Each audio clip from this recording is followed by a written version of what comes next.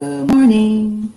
Good morning. Good morning. Good morning. I am Tamara Johnson Shealy. Good morning. It is Friday, October 25th. Oh my gosh, I just can't believe how time is flying. It is a gloomy morning here in Atlanta. Let me find my trusty co-host. Let's see where Mr. David Slavin is. Let's see where he is. There he is. Good Hey, morning, David. good morning, Tamara. How are you? I'm doing good. I'm doing good. Yeah, it's pretty gloomy out there today. I know. Where's the sun? It's Yeah, it dampens the mood. getting spoiled by all the sunny weather we've been having. I Um, know. Good morning, Shamika. Yeah, we are spoiled. We're Georgians. We don't. When it gets cold, we whine and complain. But we need the crisp, cool weather. It's time. yeah. What's going on in the world, David? Well, I was thinking about discussing a couple of things and making some connections about the economy. You know, there's been a Mm. proposal on the table that has been in the Democratic presidential primary that is most associated with Elizabeth Warren, and that is the wealth tax. But in fact, Bernie Sanders also has a wealth tax, and it's even more.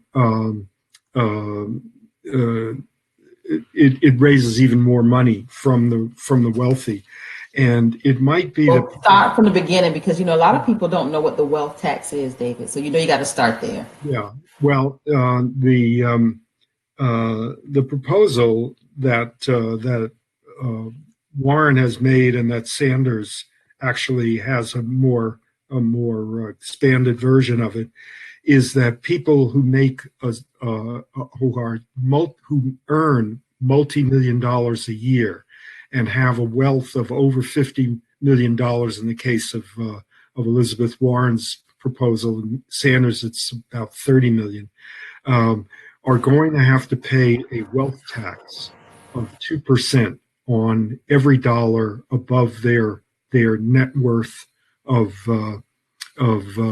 50 million or 30 million.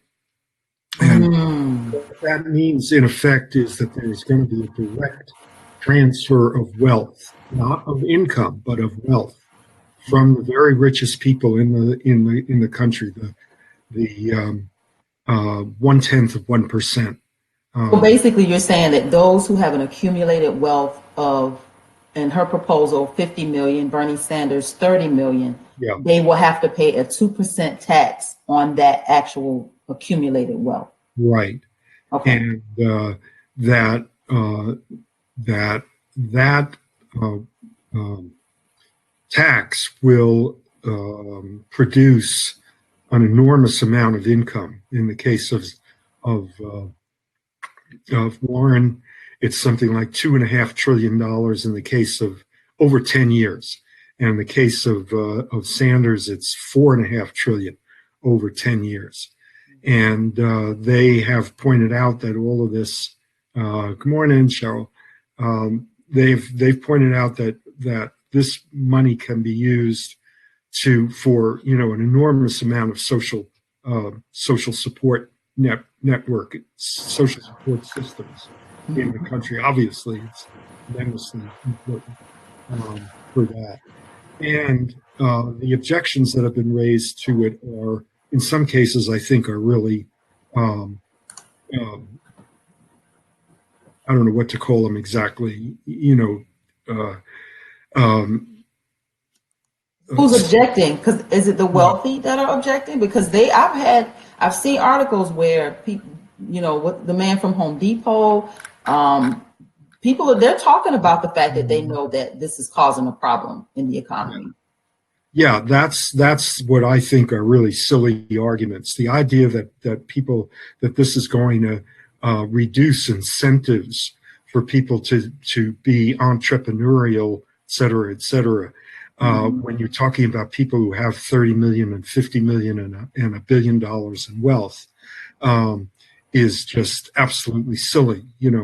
Most of those people are actually um, don't they don't earn salaries.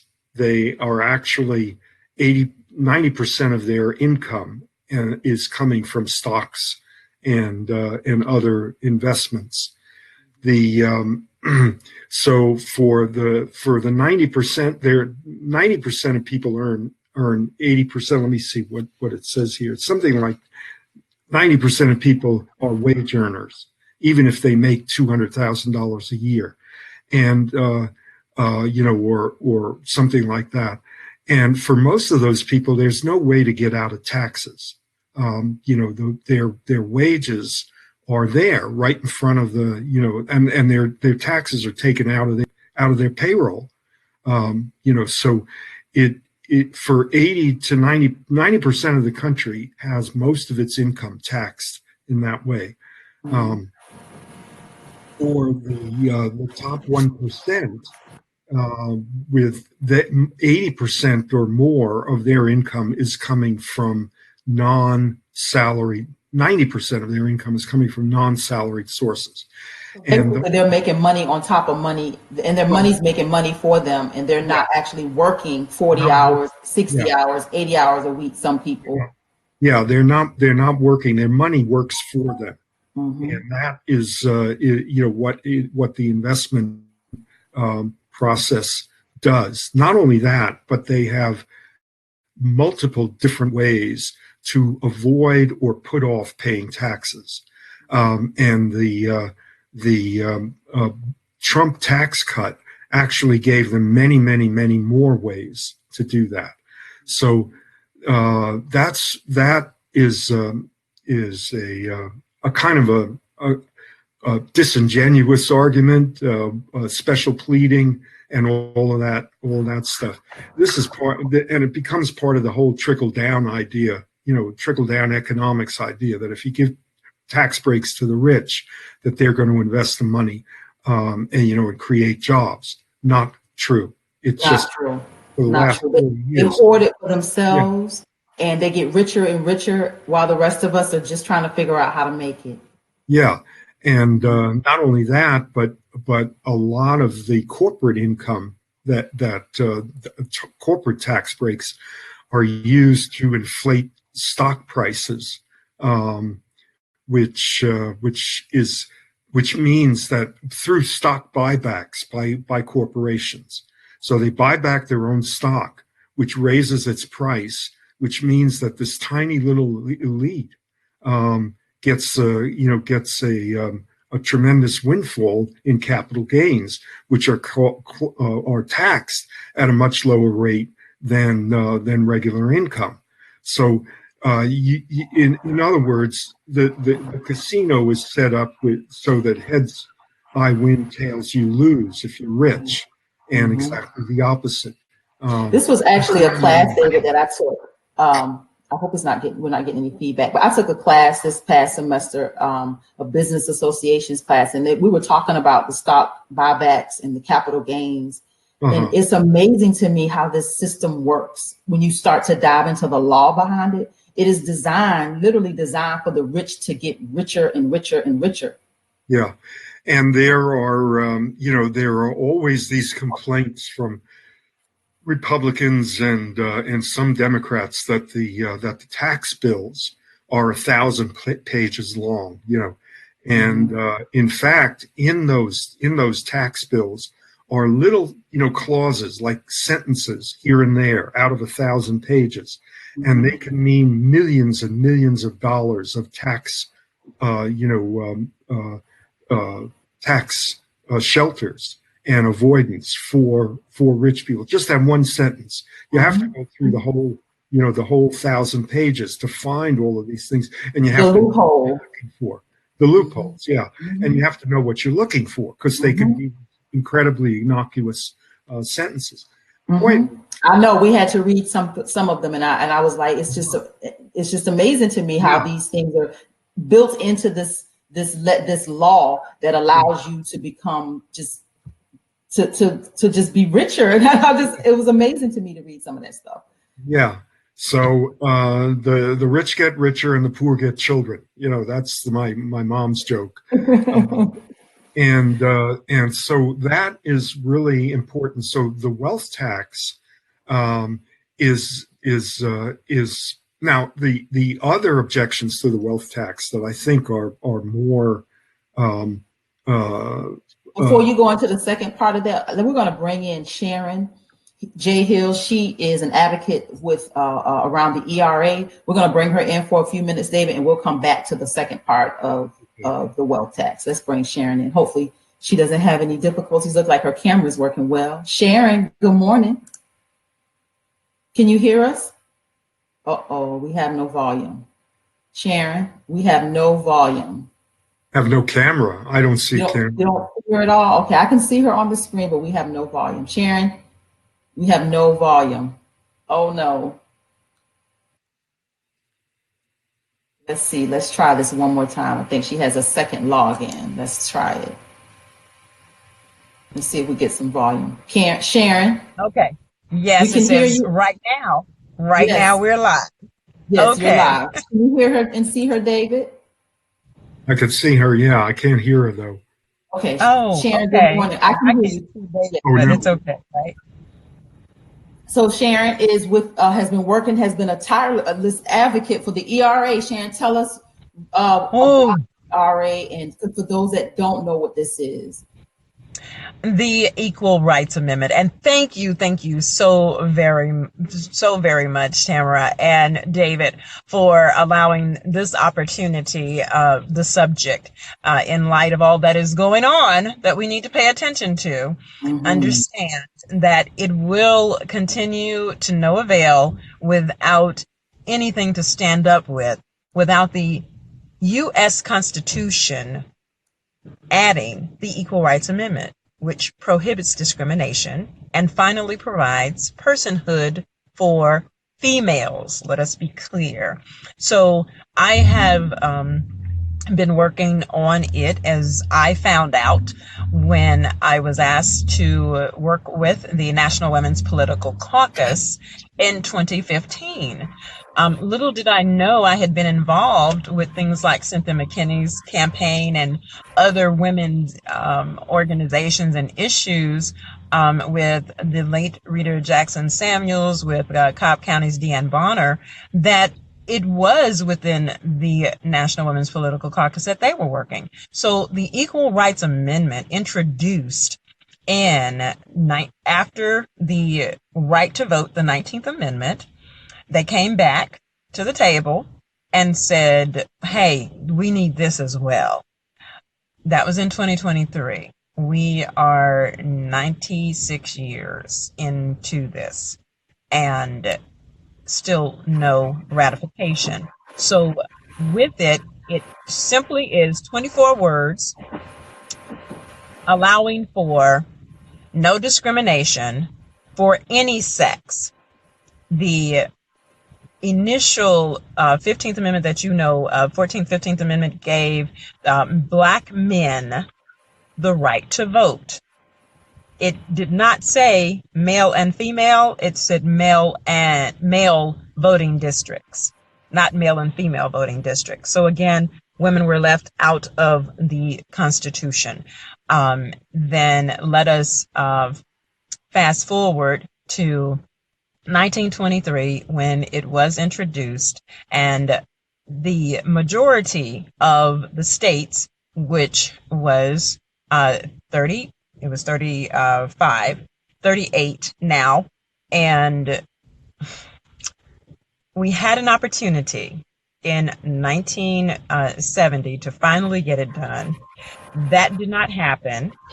And through the work of the suffragists, of male and female, let us say young and old, working through this, it did not made it to 33, and then they appealed. Dick Gregory was one that marched, made the appeal. It was over 10,000 people that marched. You know about Gloria Steinem, you've heard of it, and others, Bella Abzug, Shirley Chisholm. Let us be clear, Mrs. Coretta Scott King and our former First Lady of Georgia, Rosalynn Carter, all stood up for this. And it still was not ratified. An extension was added of 3 years in 1979 after that march and the hearings, and it was extended to 1982. So by 1982, we had one more state. That was Indiana. That was the last state that ratified. And so for 45 years, we were 3 states shy. However, the Equal Rights Amendment was always introduced, and we could never get the other 3 states. So So just to kind of help people understand more about what the Equal Rights Amendment is, equal work for equal pay. Like, am I saying that right? That tagline? it actually is more than that. It is, we like to use the word equity. Equity. And Okay. because that is what has gotten lost in translation. Right, because you feel, because the Equality Act was passed, that now everything is cool. But there is nothing in the law of the land that prohibits discrimination, and discrimination, it transcends from racism to sexism. That is what we deal with. It is the racism, sexism, pay gap, health care, and something as simple as, let me really bring it home to you. And our economist and consumer advocate, Clark Howard, has always stated and encouraged women to purchase male hygiene products because they are cheaper. So just as simple as this, when you go to the dollar store, just $1 now is what it costs.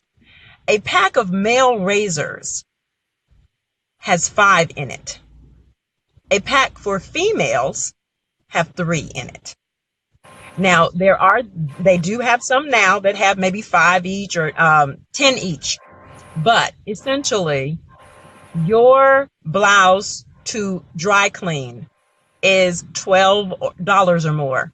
A man's shirt is $2.50 or maybe 75 cents now. So it is across the line that we are asking for equitable treating, just like housing is what we're standing up for, across class lines. But it is something that transcends through everything. We're talking about equal protection for reproductive rights, for Title IX in schools.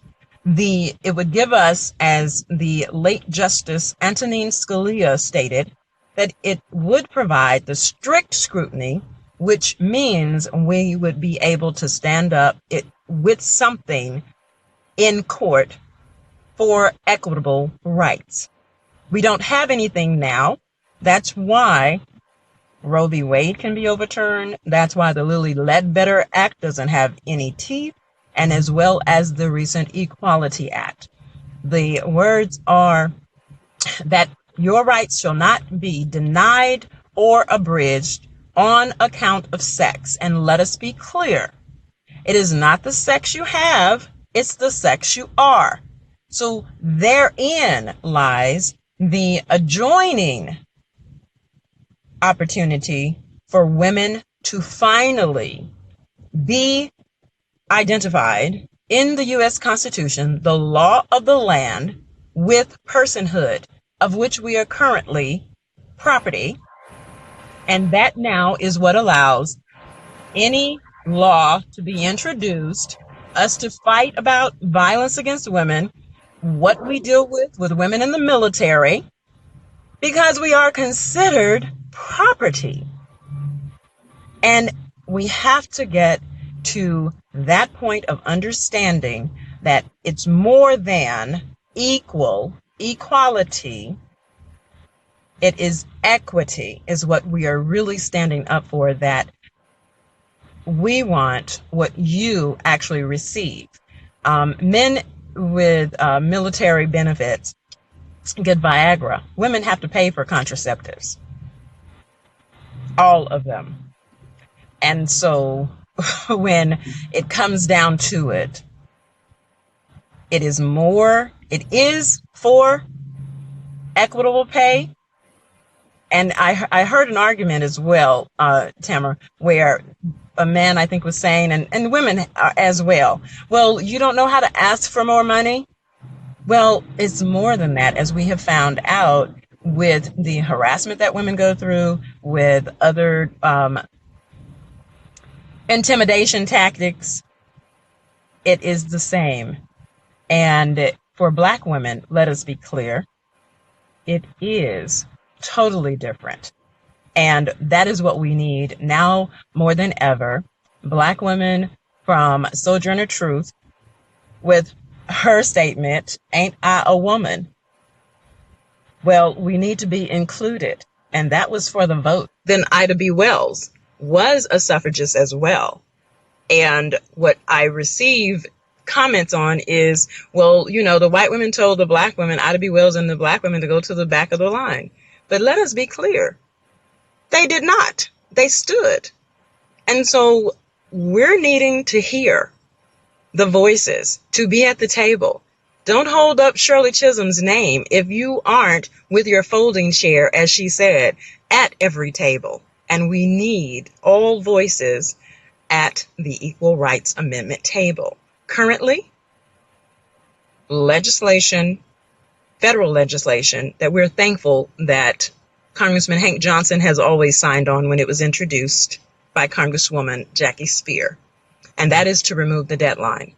That is one of the impediments for our state legislation, which we currently have with Representative Billy Mitchell and Senators Nan Orrock, Renee Unterman, and Senator Hofstadter. They introduced in the 2019 session Representative Billy Mitchell for the House H.R. 16. Senators Unterman and Orrock, which is a bipartisan resolution, S.R. 55, and a companion resolution with other members of the Senate, S.R. 66. And the answer to that was an all-out 481, HB 481, totally upending our move toward Georgia being the 38th state to finally ratify. And we now have 13 states. In 2018, 2018, Virginia ratified. 2017, Virginia ratified. 2018, Illinois ratified. We now have 13 states left, and Georgia is one of them. And Georgia, as I just gave you, those 3 resolutions are in play for being and bringing Georgia to be the great 38th. Virginia is really hot as well. And we have Arizona, North Carolina, South Carolina is in play, as well as Florida.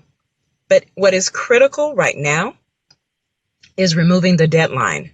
Since HB 481 has now been, what do we call it? It's been blocked. It has been upheld. Put aside, let's say, for right now. We need to move. We need to move. We need Georgians to contact their state legislators as well as their congressional members. We need HJ Res 38 to remove the deadline that Congressman Hank Johnson, Congressman Sanford Bishop, and as of last Friday, the 18th, Congressman David Scott has signed on. So we need Representative John Lewis to lead the rest of Georgia for the House to get this done. We've had the hearings in April. We need a call for a vote, and we need to get it done.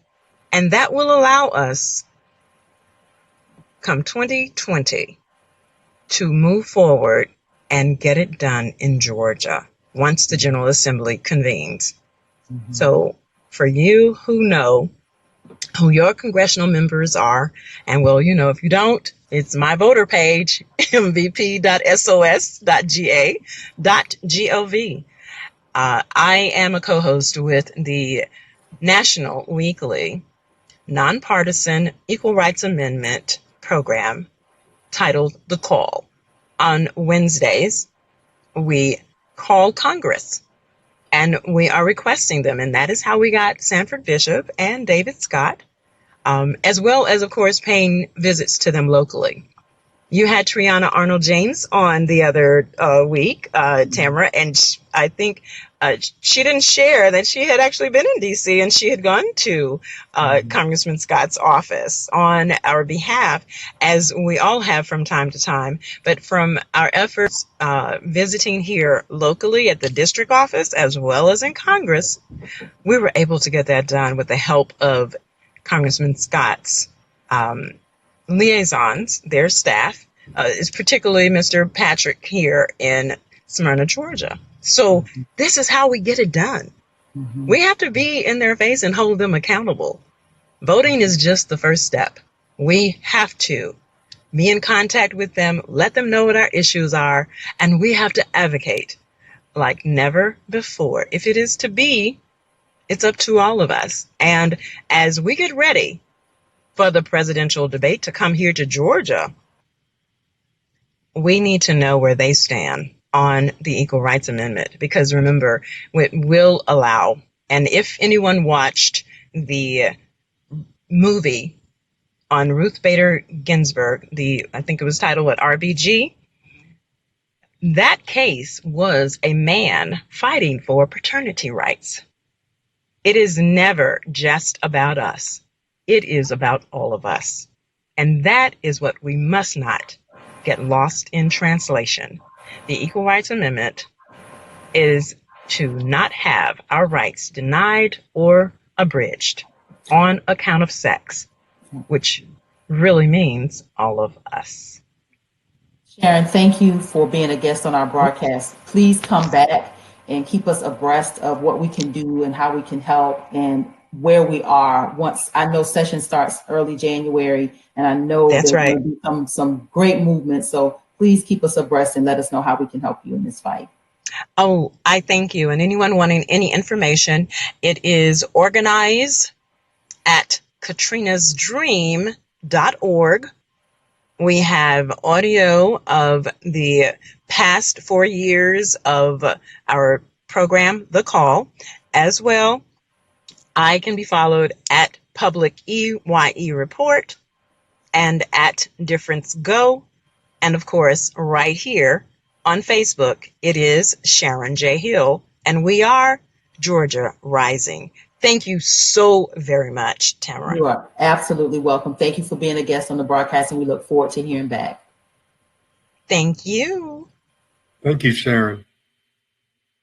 So much going on here, David. Never a dull moment in Georgia politics, I tell you. A lot of fighting to do. That's the Equal Rights Amendment is been we've been fighting for that for 40 years, and it fell one state short. I can't. She didn't quite explain that it needs to be ratified by 3/4 of the states, I think is what it is, to have an amendment ratified. And so when she was talking about the 37th, 38th federal state to do that, I mean, it's 50 states, so 3/4.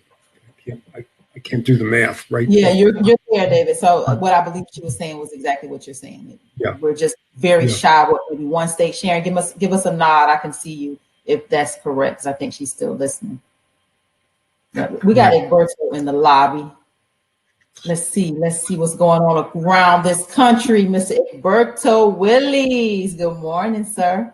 Good morning, Tamara and David. How are you guys doing today? I'm, as usual, happy to be on your show. Yes, good morning. What's going on in this country of ours, Egberto? Oh, well, it's kind of crazy, I mean, I see. Well, let me address the first thing that you told me you wanted, and I follow the rules. I obey.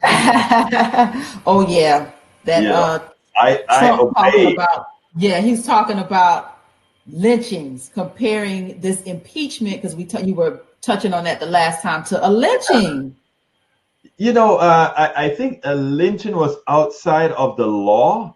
I think a lynching meant that was like mob justice for just being of the wrong hue.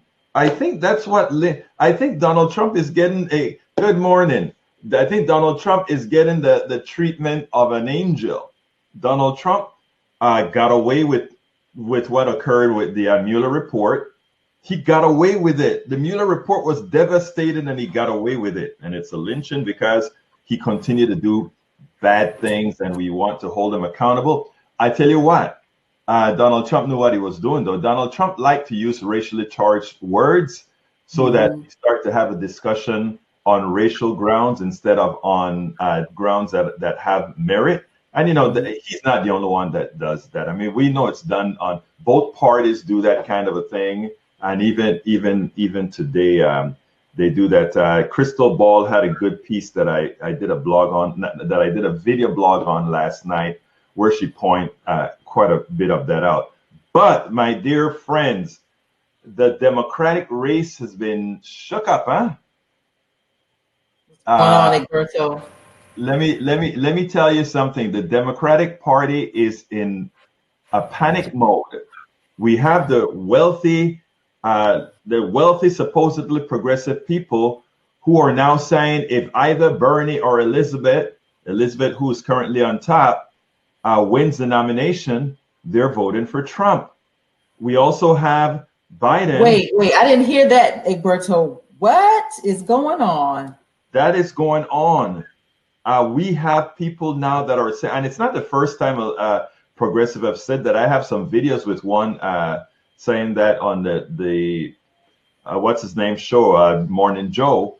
But what you really start to realize is it's really coalescing with stuff that we've always said, and that is in the establishment proper. There's not a lot of difference between the two rails. Okay. They're there to guard the right flank and the left flank, and you get too far on one flank, they try to reel you in. But they never expected a Donald Trump. Donald Trump busted the right side up for them, and now it looks like either Bernie or Elizabeth going to bust up the left side for them. So I am not sure if the establishment ultimately will hold, because now they're searching for PAC money.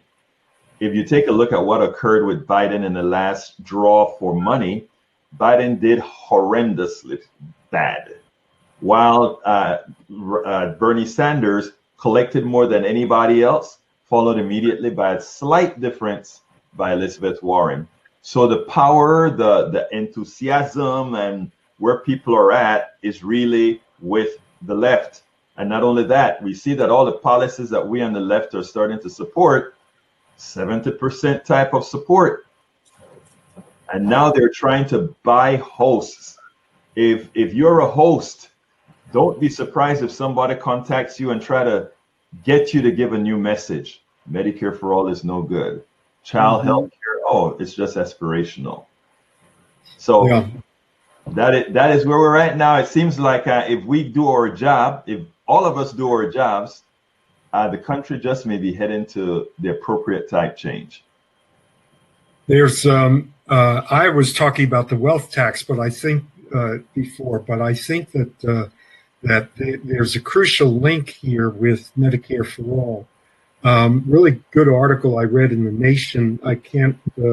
It's these very well-known two doctors who have been for single payer for the last 30 years. PNHP. Stephanie Handler and I'll think of the other one's name, but they've been working together for several decades on single payer and Medicare for all. And what they point out is that the public option that the moderates are trying to substitute, where they say it'll be much easier to get that through because it won't disturb the people who have private health insurance, and it'll outcompete them over the long run. These two, really the experts, for the last 30 years, these two doctors who've been, I can't remember their organization's name, but are saying that you cannot have a system in this country where the private health insurance and a public option can compete on equal footing, because the private health insurance is always able to do what they call cherry picking or cream skimming, and to push out or deny people coverage who are high risk, high cost patients or consumers of healthcare. It's almost like a game of whack-a-mole. If you try to stop them with a balloon, try to stop them in one place, they find exceptions in another way, because the profit maximization means that they have to do that. And so, not fully articulating this way that they really point out very clearly that in this country, as opposed to all of the other countries, wealthy countries in the world that have private health insurance, those private health insurance systems in Germany or in the Netherlands, they have very, very strict requirements. Everything has to be open to everyone. Every health insurance plan or program has to be open to everyone. They cannot discriminate against anyone, and it has to meet the minimum standards of the national health system. So we allowed since the 1940s these corporate private health insurance systems to grow up around corporations, which in fact unions benefited from, to become so powerful that there's really no way to get from a public option to a universal system.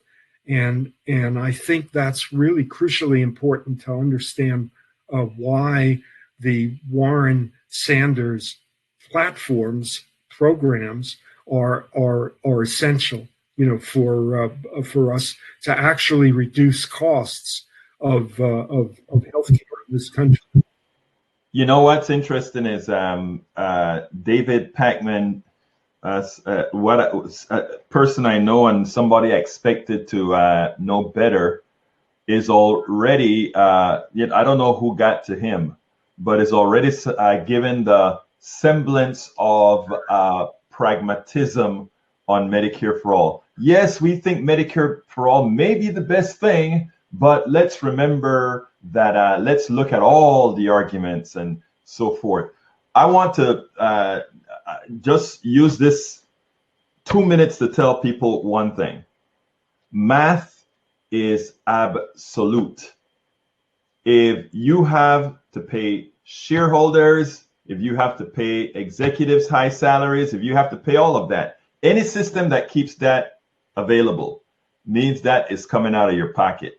So there are some arguments that you can say 5 of one, 5 of the next, or 6 of one, 6 of the next. And then there are some arguments that are absolute. And it is an absolute fact that private insurance cannot be less expensive, as David pointed out as well, less expensive than public insurance that does not have those costs. And what happens then is the only way to mitigate that is doing exactly what David pointed out, and that is cherry picking the people that you pick. And even if you make that illegal, there are ways to get around it. In other words, I let you wait 6 weeks before your policy come into effect, but you need service, so you run to the public option. There are a lot of different ways that a friend of mine who just got a heart valve replaced, he is a staunch Republican. He's a staunch hater of Obamacare. And after what he went through it, trying to find insurance, trying to get his heart surgery done, only Obamacare saved him. And he came to my house and said, if I could kiss Obama's butt, I would. Yeah. That's what this Republican said. But let me tell you better. Yeah. I said, well, I tell you what, can I get that on video? And guess what? He allowed me to put it on video. A Republican who hated Obamacare, who now says on video, I would kiss Obama's butt. Well, let me follow through on that. I mean, I think that there are an awful lot of people who have been in that situation. But there are two things that are important to keep in mind. One is that as long as the dominance of private health insurance exists, any option will be a dumping ground for the highest risk and highest loss patients. So if that in itself is a crucial aspect of why we need in this country a single payer system. These insurance companies are just too powerful to do anything to mitigate their control. The second thing is that I remember reading Barbara Ehrenreich, who is very famous writer on the left, wrote a book called Nickel and Dimed many years ago about her experience as a low-wage worker.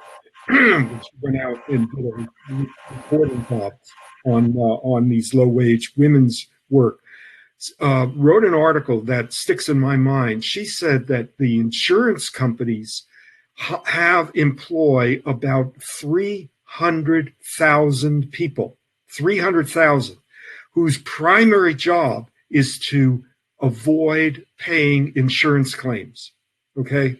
There are 300,000 people who work for insurance companies whose prime purpose is to find loopholes and ways to not pay claims against their companies. So if you have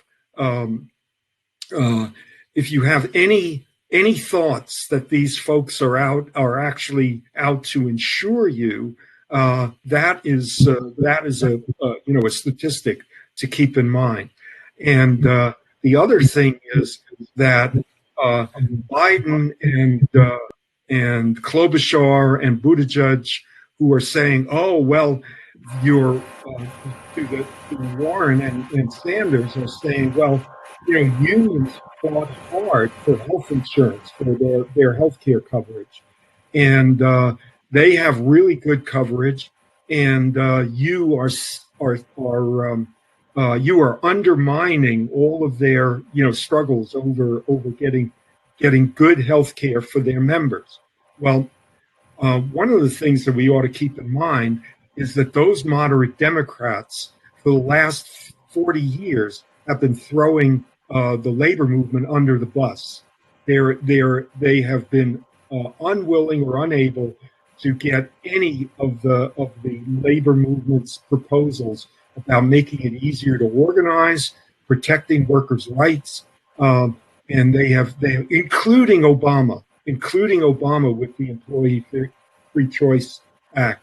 He threw it under the bus. So it is the height of hypocrisy for those people to be throwing that in the face of, for those moderate Democrats to be throwing that in the face as well. So Egberto, thank you for joining us every Friday. You can always find Mr. Egberto Willies Monday, Tuesday, Wednesday, Thursday, Friday, Instagram, Facebook, YouTube, Periscope. This man is everywhere. Politics Done Right with Egberto Willies. It is my pleasure to be with you guys every single Friday, and have a wonderful rest of the day. Thank you, Egberto. Never a dull moment in Georgia, never a dull moment in politics, David. Ooh, it's never a dull moment. So anyway, the other thing about this situation that we have with single payer is that there are a large number of the unions who are in favor of single payer, and even those that aren't, there is an effective argument to make, which is that if you can take health insurance off the table of bargaining, I mean, there are more strikes and more struggles that unions have gone through to maintain and protect their insurance. against the corporations that they are bargaining with. If you take that, then anything else. I mean, this has been a struggle for years. Well, let me ask you a question, David, about private insurance. There's a lot of people that they're not willing to let go of their private insurance. Like, how do we have that conversation? My feeling about this, and I sometimes get frustrated when I hear Sanders and Warren talk about this. People are not in love with their health insurance. What they want is their own doctors. And I think that if we don't make that distinction between them, that in fact, if you have a single payer system, you are much more likely to be able to keep your doctor, which is much more important than the insurance. And the second thing is that these insurance companies change the rules all the time to make it more difficult for you to get your coverage. So inadequate coverage this is what Warren talks about. This is what she wrote her first book about, is that inadequate coverage, not no coverage at all, but inadequate coverage is the cause of more bankruptcies. 50% of the bankruptcies in this country are medical, and they are not bankruptcies from people who have no insurance. They're from people who have insurance. So the whole there's a lot of mythology and a lot of confusion around that issue. Most people's health insurance is inadequate, and those that aren't are really expensive. Expensive. That's what I was getting ready to say. Like, very expensive, David. Yeah. Very. Yeah, and if you are a worker in a corporation that has health insurance, one of the things that happens, and people know this from their, I remember it, from universities. There would be shifts or changes that every year there'd be some difference or exception or this or that, or an increase in the copay or increase in premiums. If you were going to get the same health insurance, you were going to get it. It was going to cost you more. If you cost you the same, there were all of these exceptions that kept getting introduced. Plus Medicare, that is the senior citizens program, has no coverage for dental or eyeglasses. So that part would have to be added into the Medicare for All package. Absolutely. I mean, how can you? I mean, I have had a lot of experience with the. I have an optometrist, an optometrist who really works with me on my eyeglasses. But if I had to pay for them, I mean, the glasses that I'm wearing on the open market are $800. And he found ways to lower the cost. But also, eyeglasses there are two companies that make all the eyeglasses, the prescription eyeglasses in the world, and one of them is in Italy. And they can charge whatever they want. Yeah. So that's part of what's going on. But the other thing is that many, besides this thing about private insurance being inadequate, even the best of plans being inadequate, there is the thing that if labor unions do not have to negotiate for their health insurance, if it's a right as a citizen, then they could fight for other things. So let me go back a step, David. So when we talk about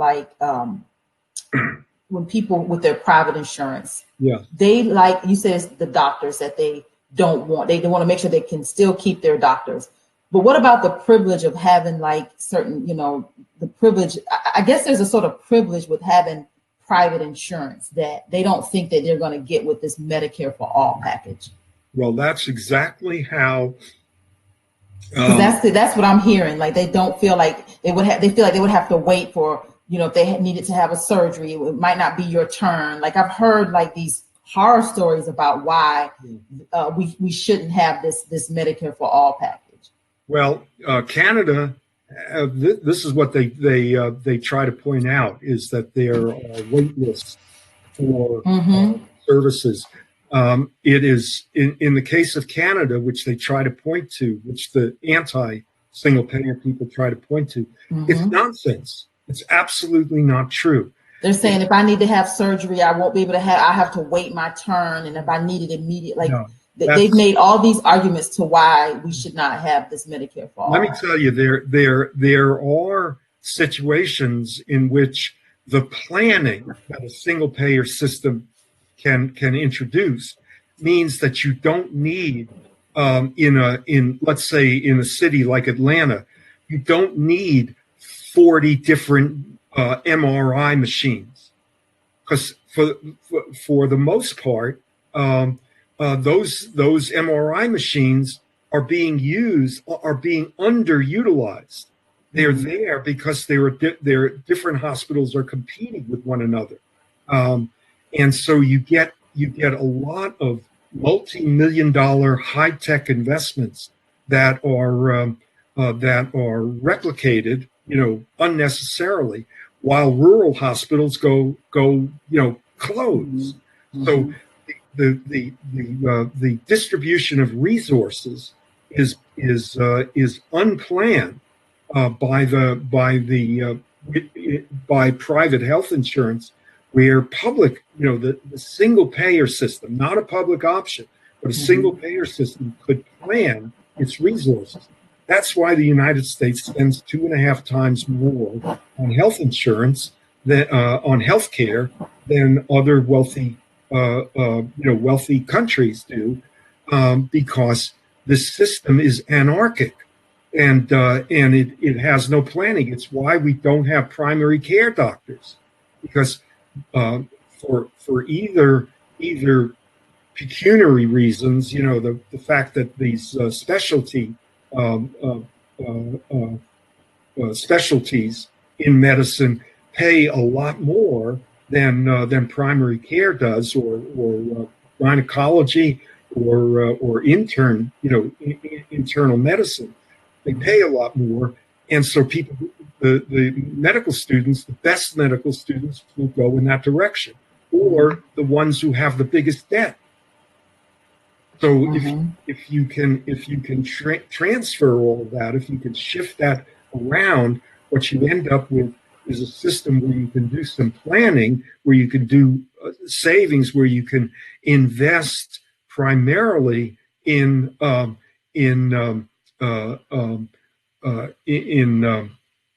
prevention, which is the most cost-effective thing that you can do, is to prevent people from getting diabetes, prevent people from getting heart attacks. And she just said it. Why we don't have this preventive care? We have a profit-driven. It's exactly. profit-driven. Yeah. That's the bottom line. Not just the insurance companies. It's also, there are ways in which profits come to even nonprofit hospitals, and they are distributed in salaries, in particular, and in endowments. So even when there are nonprofits, there are. But my other point to emphasize here is that people want their own doctors. They want continuity of care. They have no loyalty to the insurance company. If anything, almost everybody has a nightmare story that they can tell about their insurance coverage. So you see where some doctors now are offering where you can pay them directly. They're coming up with alternatives to circumvent this whole insurance world. Like you can start to pay them monthly and directly.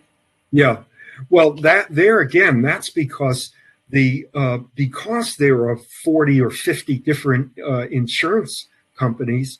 The doctors have to hire staff, in order to navigate all of these different plans.